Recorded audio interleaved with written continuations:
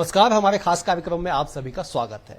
भले ही देश में चुनावी माहौल हो, लेकिन आज हम एक ऐसे शख्सियत के पास मौजूद हैं जो साहित्य के पुजारी है, सेवक है, सालों साल से साहित्य की सेवा करते आ रहे हैं। जी हम छत्तीसगढ़ के लाडले, छत्तीसगढ़ की पहचान के तौर पर स्थापित पद्मश्री डॉक्टर सुरेंद्र दुबे के पास मौजूद है। उनसे हम बातचीत करते हैं, जानते हैं उनके जीवन से कुछ जुड़ी रोचक किस्से, उनके स्ट्रगल की कहानी, उनसे तमाम चीज हम बातचीत करेंगे। डॉक्टर सुरेंद्र दुबे जी, आपका बहुत स्वागत है हमारे चैनल पे। नमस्कार, मैं बहुत बहुत अभिवादन करता हूं BS टीवी का। मेरा पहला सवाल आपसे ये है कि डॉक्टर सुरेंद्र दुबे दुर्ग जिले के बेमेतरा क्षेत्र के छोटे से गांव से अमेरिका में जाके कविता पढ़ना कैसे संभव हो पाया? देखिए भाई साहब, सच तो ये है कि मेरे परिवार में कविता थी। मेरे पिताजी वीर रस के बहुत बड़े कवि थे, मतलब पोइट्री मेरे DNA में थी। लेकिन मैं ये जानता था कि कवियों की जिंदगी बहुत मुफलिसी में गुजरती, क्योंकि मेरे घर कवि आते रहते थे, मैं जानता था। मैंने तय किया था कि जब तक, क्योंकि कविता कभी रोटी नहीं बन सकती, कविता मनोरंजन हो सकती है, कविता से आप रोटी नहीं कमा सकते। इस सत्य को मैं बहुत पहले जान गया था। और मैंने फिर पहले नौकरी की, बाकायदे पढ़ा। डॉक्टर रमन सिंह और मैं एक ही कॉलेज से पढ़े, मेरे 1 साल सीनियर है वो। मैं गवर्नमेंट हॉस्पिटल में डॉक्टर हो गया। फिर जब बाद में मैं दुर्ग आया और कविता के क्षेत्र में बढ़ा, तब मेरे घर में उस जमाने में वो ये मोबाइल तो था नहीं, वो फोन था जो नेचुरल फोन होता है, नॉर्मल फोन वो था। सुबह सुबह मिसेस ने फोन उठाया तो ऑस्टिन से फोन आया, मैं नंदलाल सिंह बोल रहा हूँ, सुरेंद्र दुबे से बात होगी क्या? तो मिसेस चिल्लाई, बोले कि कोई अमेरिका से फोन आया है। मैं बोला हमारा कोई रिश्तेदार रहता ना, बाप ना दादा ना काका ना चाचा ना दोस्त ना यार, हमको कौन फोन करेगा, कोई ऐसी मजा ले रहा होगा, रख दो। रख दिए।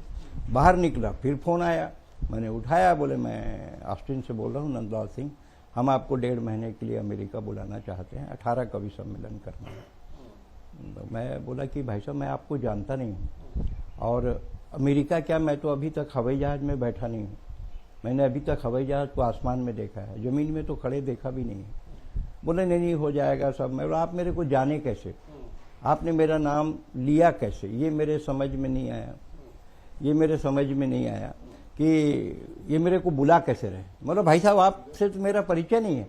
उन्होंने कहा कि आप लाल किले में कविता पढ़े हैं, और लाल किले के 40 कवियों में सर्वाधिक लोकप्रिय और मतलब जिनके प्रति TRP बनी हमारे समिति में, वो आप हैं, इसलिए हम आपको बुलाना चाहते हैं। और एक गांव का आदमी जो कभी हवाई जहाज देखा नहीं था, और ईश्वर की कृपा थी, बड़ों का आशीर्वाद था, छत्तीसगढ़ का प्यार था, फिर मैं अमेरिका चला गया। सबसे पहला वो मंच जो आपको आजीवन याद हो? देखिए भाई साहब, मैं ये तो जानता था कि मैं अच्छा कवि हूँ, लेकिन अच्छा, आप पहले से जानते थे? हाँ, मैं जानता कि आप अच्छे कवि हैं। मैं अच्छा कवि हूँ ये मैं जानता था, क्योंकि अच्छा। मेरे को अपने पिताजी के DNA पे विश्वास था। लेकिन मैं ये नहीं जानता था कि मैं इतना अच्छा कवि हूँ। अच्छा। तो 1990 में गंजपारा दुर्ग में कवि सम्मेलन होता है, वहाँ का प्रतिष्ठित कवि सम्मेलन है। 55 साल हो गया उस कवि सम्मेलन को। उसमें मैं एज ए पोएट बुलाया गया था।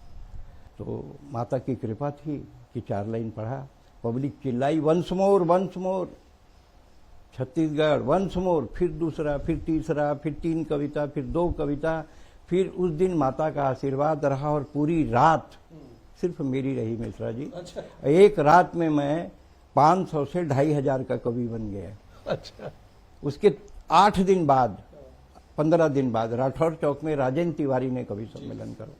विद्याचरण जी के खास थे उस जमाने में, राठौर चौक में आयोजक राजेंद्र तिवारी जी थे। वो बुलाए, बोले एक कवि मेरा नहीं आया है यार, वो एक कोई बता दे कवि करके।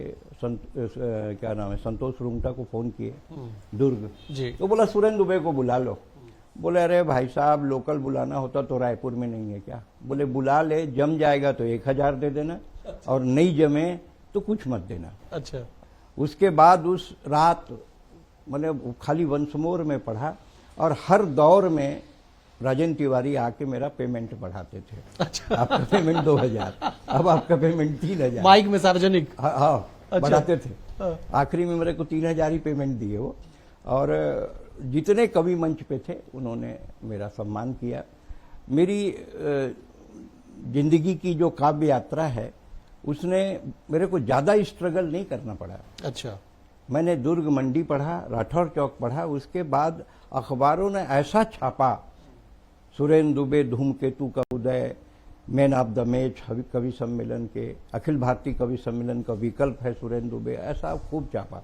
और चूंकि एक ही एडिशन अखबार था, पूरे छत्तीसगढ़ में बढ़ता था, तो नाम अच्छा हो गया छत्तीसगढ़ में। लगभग कितनी रातें आपने खपा दी इस साहित्य की सेवा करते हुए?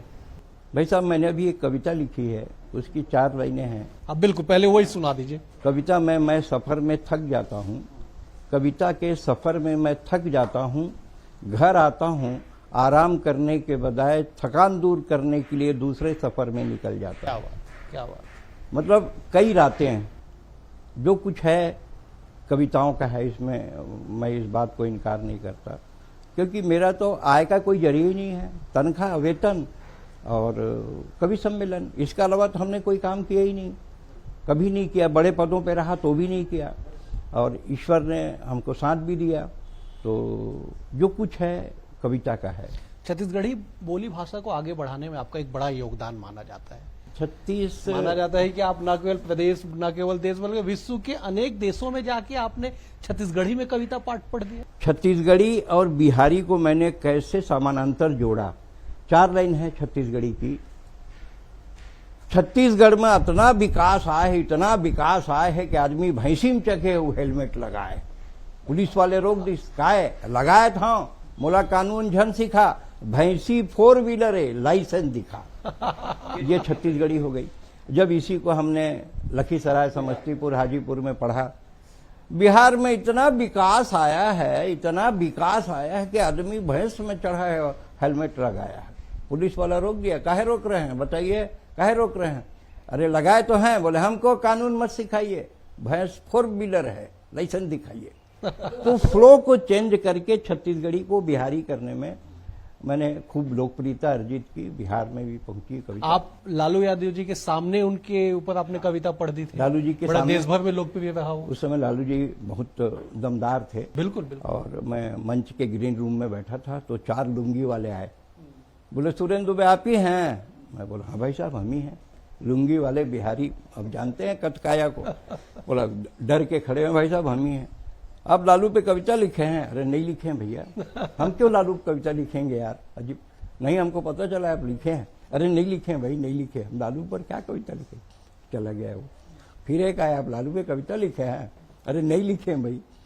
अब जब कवि सम्मेलन चालू हुआ कृष्णा मेमोरियल हॉल, बड़ा खूबसूरत हॉल है पटना का, तो लालू जी माइक मंगा लेते हैं, कार्डलेस मंगा के उन्होंने कहा कि दुबे जी हम सुने हैं कि आप हमारे ऊपर कविता लिखे हैं। मतलब नहीं लिखा हूं सर। अरे डरिए मत, हम बोल रहे हैं, सुनाइए उसको। अच्छा। तो फिर वो कविता सुनाए। एक बार सुना दीजिए हमारे दर्शकों के लिए। वो था, लालू उठ चारा खा, दूध दे दूध गरम कर रबड़ी बना, रबड़ी रख कुर्सी पर, जेल जा वापस आ, रबड़ी हटा बैठ जा कुर्सी पर। क्या बात है, ये कविता थी। ये तो साहस का काम है। हाँ। कि आप एक ऐसे विषय को छेड़ दिए जिसकी सजा कह लीजिए, या जिसकी के लिए वो आज तक पीड़ित है उस बात से। हाँ, लेकिन वो इतना मतलब बड़े दिल के हैं। आप सोचिए, उस कवि सम्मेलन के बाद आज तक भारत में ऐसा कभी नहीं हुआ कि कवियों को रेलवे ने 2nd AC का पास दिया एक अटेंडेंट के साथ। अच्छा, क्या लालू जी रेल मंत्री थे, बिल्कुल से उन्होंने घोषणा की और दिया। बाद में हालांकि अब बंद हो गए सब। अच्छा। भाई सरकारें बदली, आई गई, अब हो गया, बहुत सारी चीजें बंद हो गई, लेकिन लालू जी ने चालू किया।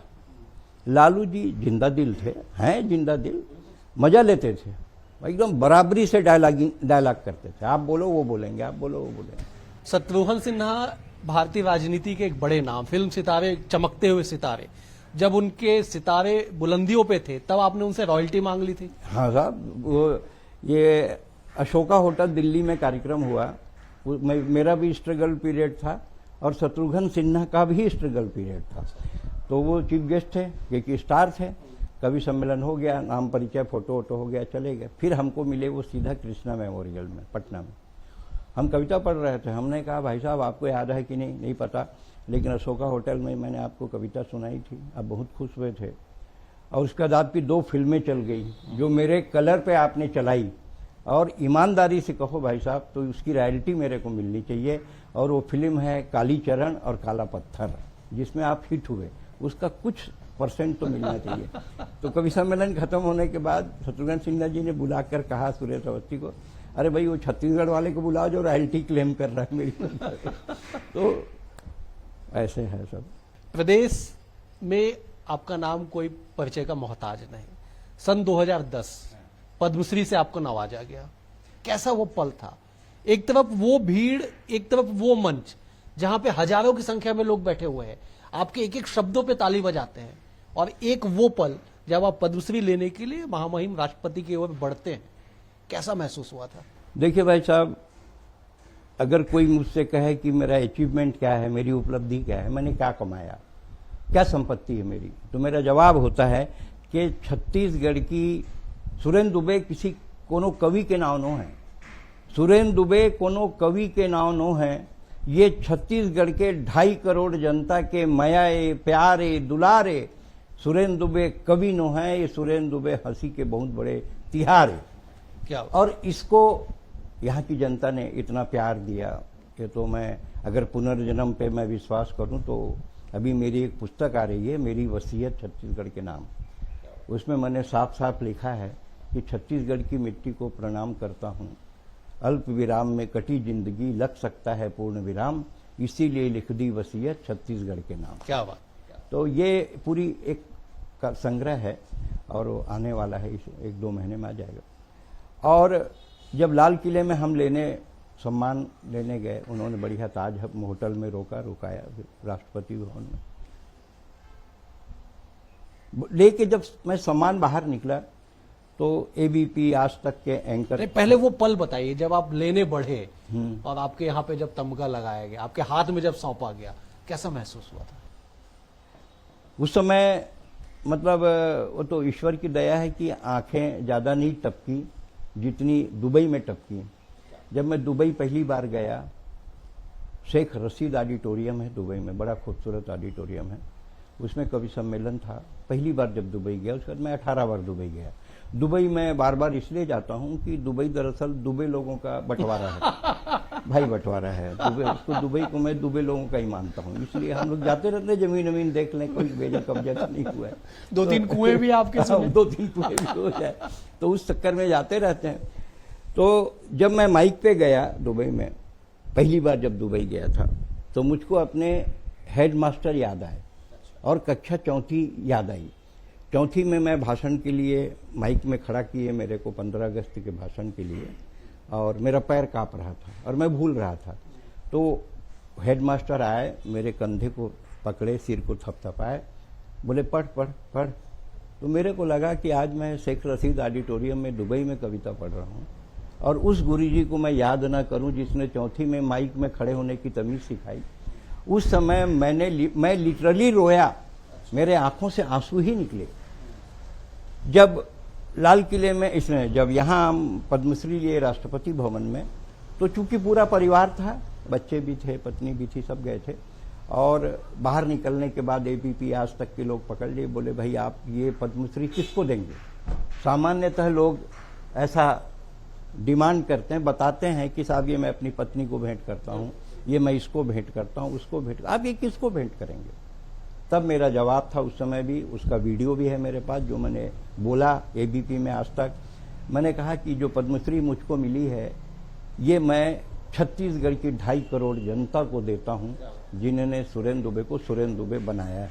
उनका अधिकार है मेरे ऊपर ज़्यादा, और इस मिट्टी का मेरे को पर कर्ज है, मैं कर्जदार हूँ इस मिट्टी का, और जब तक जीऊँगा ऐसा कुछ लिख लूँ जिसको लोग दोहराएं, इसलिए कोशिश में हो। बाकी ऊपर वाले की कृपा, आप जैसे लोग आ जाते हैं, मिल जाते हैं एक आध, तो फिर बात निकल ही जाती। अगला सवाल मैं तब पूछूंगा जब आप 4 लाइन कुछ सुनाएंगे। तो आपको मैं हास्य की सुनाऊं कि जो आपके दिल के करीब हो? अच्छा, तो पहले तो छत्तीसगढ़ के लिए 4 लाइन पढ़ दूं, हिंदी में पढ़ रहा हूं। जी। गर्व हमारा, गौरव अपना, छत्तीसगढ़ के वासी हैं, मिलजुल करके शीश नवाओ, छत्तीसगढ़ की माटी है। क्या? धन्य धन्य ये धरती जिसमें कौशल्या ने जन्म लिया, सीता का वनवास हुआ तो इस माटी ने शरण दिया। ये दक्षिण कौशल कुशावर्त सिरपुर इसकी राजधानी थी और कलचुरियों ने राज किया था, इसकी एक कहानी थी। क्या? ये वाल्मीकि तपोभूमि तुरतुरिया गुण गाती है। अब दोनों हाथ उठाकर बोलो, छत्तीसगढ़ की माटी। क्या बात। अब एक अपने स्टाइल में छत्तीसगढ़ी में सुना दीजिए। दुख पाड़ल 4 बार पढ़। बाहर जाथन तो लोगन पूछते छत्तीसगढ़ के का है छत्तीसगढ़। भैया छत्तीसगढ़ में देखे लायक का है? हम छत्तीसगढ़ आबो तो घूमे में देखे बर का है? मैं बोलता हूँ सबसे पहली तो वही हूँ देखे के लायक। मोला देखो ओकर बाद टाइम बच जाए तो तुमने बता देता हूँ। गर्व है कि दुख पहाड़ा 4 बार पढ़, अमटहा भटखा मुनगा ला चुचर, राजिम में नहा के डोंगरगढ़ मचड़, एला के थे बाबू छत्तीसगढ़। तो ये छत्तीसगढ़ी रिच लैंग्वेज है। छत्तीसगढ़ी में कुछ शब्द ऐसे हैं जो अंग्रेजी, फ्रेंच, लैटिन किसी में नहीं है। अच्छा। जैसे छत्तीसगढ़ी में एक शब्द है जोजवा। जोजवा मीन्स जोजवा, उसका कोई समानार्थी नहीं है। छत्तीसगढ़ी में है भोकवा। भोकवा मीन्स फाइनली ही इज भोकवा। भसरंगले मतलब उसका मतलब सडनली मीनवाल भी नहीं होता। भसरंगले में ऑलरेडी भसरंगले। तो छत्तीसगढ़ी बड़ी अच्छा। दूसरी बात यह है कि छत्तीसगढ़ी का जो कैनवास है वो लाफ्टर और सटायर के लिए बहुत परफेक्ट है।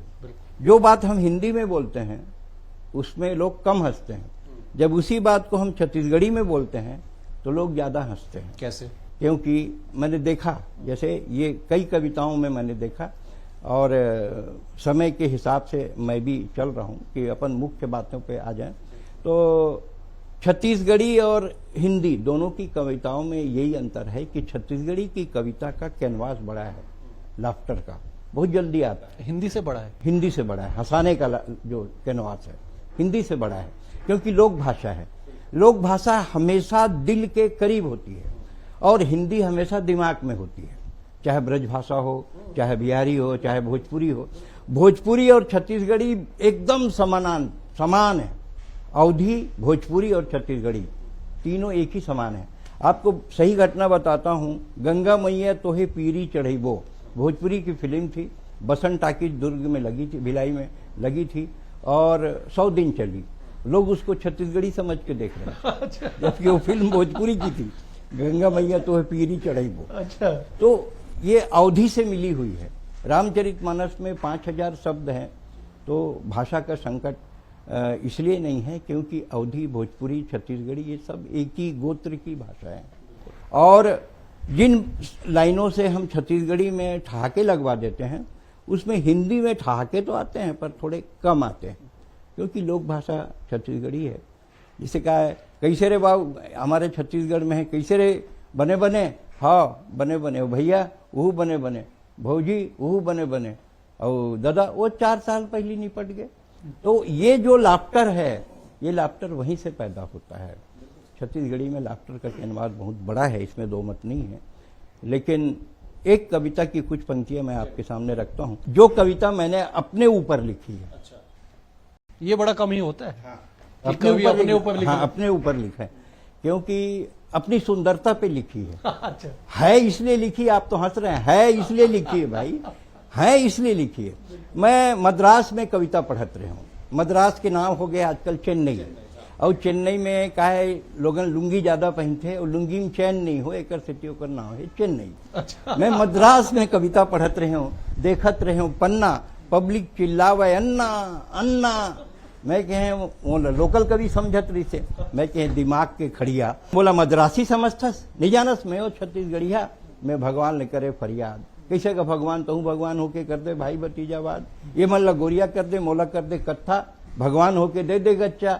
भगवान की हिस्स कहा कराऊं। उत्तर भारत से आदमी बनाए बर शुरू करे, बनावत बनावत दक्षिण पहुंचे, सबो रंग सिरागे, बैकग्राउंड कलर बचे रही से वही मार दे। मैं कि ज्यादा बात मत कर, चल हर जाना भर, भगवान वही की दिमाग बांटे हैं, दक्षिण ले शुरू करत हूँ। अब और दक्षिण ले दिमाग काबर कि वहां ज्यादा इंटेलिजेंट दक्षिण में होते, दिमाग बांटत बांटत भगवान पंजाब पहुंची दिमाग सिर आगे। मोर प्रॉब्लम खड़े के खड़े रही गे, जेन आए तेन कहे बिहाव हम मर्ज थे, फिर रंगे आड़े आथे। मोर दाई कहे बिहाव ला कर दो सगा, तहर रंग है फरिया जही। तो सगमन कहे दुबैन तोरो आइडिया बहुत बढ़िया, फिर छत तक कपड़ा धो डार करिया करिया। मैं सोचे दाई ददक भरोसा में रहूं, मैं बरन हो जाऊं। मैं खुदे अपन प्यार के गरीब फेंके और एक ठन कम दिमाग के भोकी टूरील छेके। उहू मोर प्यार में बहागे और गुलाब जामुन रसगुल्ला समझ के खागे। क्या बात, क्या आजकल की कविता और आजकल का कविता शैली और आपके समय का, आप अभी भी आज के समय के हैं, ईश्वर आपको दीर्घायु करे, स्वस्थ रखे, कितना फर्क महसूस कर? बहुत फर्क आया। देखिए, कवि दो प्रकार के होते हैं। क्योंकि आज मैं एक बड़े बौद्धिक बीएस टीवी में बोल रहा हूँ, मेरी जिम्मेदारी भी है, जिम्मेदारी के साथ बोल रहा हूँ। कवि देश में दो प्रकार के होते हैं, one is creator, one is performer. एक लिखने वाला होता है जो लिखता है, बहुत अच्छा लिखता है, पर वो परफॉर्मर नहीं होता। बिल्कुल। ये जरूरी नहीं कि अच्छा क्रिएटर अच्छा परफॉर्मर हो, और ये भी जरूरी नहीं कि अच्छा परफॉर्मर अच्छा क्रिएटर हो। लेकिन सुरेंद्र दुबे तो अच्छा क्रिएटर भी है, अच्छा परफॉर्मर भी है। ये जो प्रॉब्लम, ये जो समस्याएं हैं, one is creator one is performer. कविता को जो ओढ़ता बिछाता है वही सही में कविता सुनाता है। ये इसका मूल मंत्र है। जो कविता को ओढ़ता बिछाता है वही मंच में सही कविता सुनाता है। One is creator one is performer. Perform करना अलग चीज है, क्रिएट करना बहुत बड़ी बात है। बड़े बड़े लोग क्रिएट करते हैं, हम तो कुछ। लेकिन एक बात है कि बड़े बड़े राजा महाराजा हुए, हिटलर हुआ, मुसोलिनी हुआ, बिस्मार्क हुआ, उसको पढ़ते हैं तो हम कहते हैं कि हिटलर कहता था, मुसोलिनी कहता था, लेकिन कबीर कहते हैं, तुलसी कहते हैं, सूर कहते हैं। मतलब साहित्यकार कभी नहीं मरता, राजनेता सम्राट ये निपट जाते हैं, कवि जिंदा रहता है। राजनेता से याद आया, आजकल के कवियों पे ये गंभीर आरोप लगते हैं कि राजनीति से प्रेरित होते हैं। एक पक्षकारी वो कविता पाठ करते हैं, कविता लिखते हैं, दूसरे पक्ष पे उनका ध्यान नहीं होता है। क्यों ऐसा? देखिए, कविता और राजनीति एकदम अलग विषय है। जिस दिन कविता सत्ता के समानार्थी हो जाएगी या सत्ता के सापेक्ष हो जाएगी, उस दिन या तो कविता मर जाएगी या राजनीति मर जाएगी। कवि में बहुत ताकत होती है, लेकिन किसी दल विशेष, किसी पार्टी, भाई आप लिखो ना, हम कहाँ मना कर रहे हैं। आप मोदी जी की तारीफ करो, राहुल की भी तारीफ करो, मोदी जी की बुराई करो, राहुल की भी बुराई करो, कोई दिक्कत नहीं। आपको सापेक्ष रहना है, समाज के सापेक्ष रहना है। हमने दोनों के लिए लिखा, हमने मोदी जी के पक्ष में भी लिखा तो राहुल के भी पक्ष में लिखा। आपके ऊपर पीएचडी हो गई, आपकी किताब पे पीएचडी हो गई। मेरे ऊपर 4 पीएचडी है। सबसे बड़ी बात यह है कि छत्तीसगढ़ के शायद ही कोई कवि होगा जिसके आउट ऑफ स्टेट पीएचडी हो।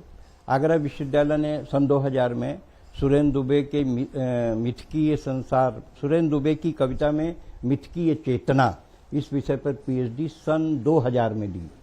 उसके बाद एक पीएचडी रांची से हुई, रविशंकर से एक पीएचडी हुई, फिर रविशंकर से दूसरी भी हुई, और एक मैट्स यूनिवर्सिटी से भी हुई।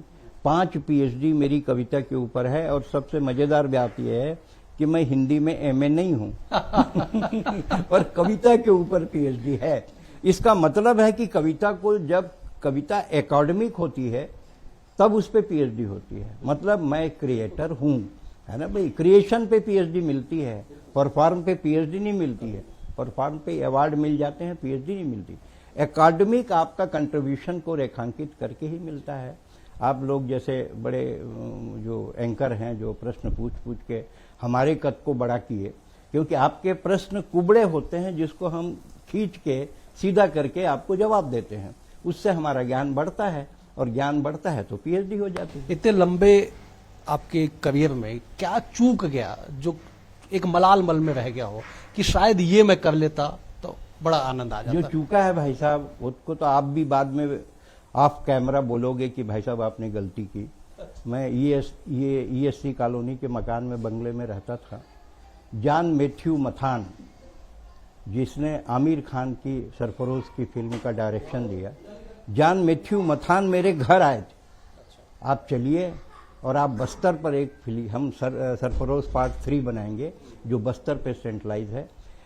जब पद्मश्री मिली तो आमिर खान को मेरे ही साथ पद्म भूषण मिला। बिल्कुल। उन्होंने मैं खामोश बस्तर हूं लेकिन आज बोल रहा हूं, अपना जख्म खुद सील रहा हूं करके एक कविता है मेरी, बहुत चर्चित है। जी। उस कविता को मैंने उनको सुनाई थी। उन्होंने वहां जाकर जॉन मैथ्यू मथान को भेजा कि इनको लेकर आओ, ये स्टोरी लिखेंगे। छत्तीसगढ़ का आदमी बड़ा शर्मीला और बड़ा होम सिकनेस वाला होता है। 3 महीने की बात, फिर फिल्मी दुनिया, वहाँ के जो जिंदगी है, दारू फारू ये वो, मेरे को नहीं जमा, नहीं गया। नहीं तो आज मैं आमिर खान की फिल्म लिखा होता। ये मेरे को अंदर से है लेकिन छूट तो गया, क्या करें। जॉन मैथ्यू मथान चलकर हमारे घर आए थे यहाँ रायपुर में, और वो ले भी गए मेरे को। उस समय वो बेबीलान होटल था, वो मेफेयर वगैरह तो था नहीं। वहाँ चर्चा हुई, बोला आपका आइडिया क्या है। मैंने सिंगल लाइन स्टोरी सुनाई, उनको बहुत पसंद आई। बोले बहुत बढ़िया है, इस पे काम होना चाहिए, आप चलो, आप 3-4 महीना वहाँ रहना बम्बई में, हम आपकी व्यवस्था करेंगे। मैं नहीं गया, ये मलाल है कि छूट गया। बाकी तो जो भगवान और माता की कृपा है वो तो मिल गया। बहुत शुक्रिया सर बीएस टीवी को समय देने के लिए। कुल मिला के ये कि जीवन है, कभी पूर्ण नहीं होना है, और अगर पूर्ण हो गए तो फिर वो जीवन ही क्या। फिलहाल आज के लिए इतना ही। अगले अंक में एक और शख्सियत के साथ होगी मुलाकात, तब तक के लिए नमस्कार।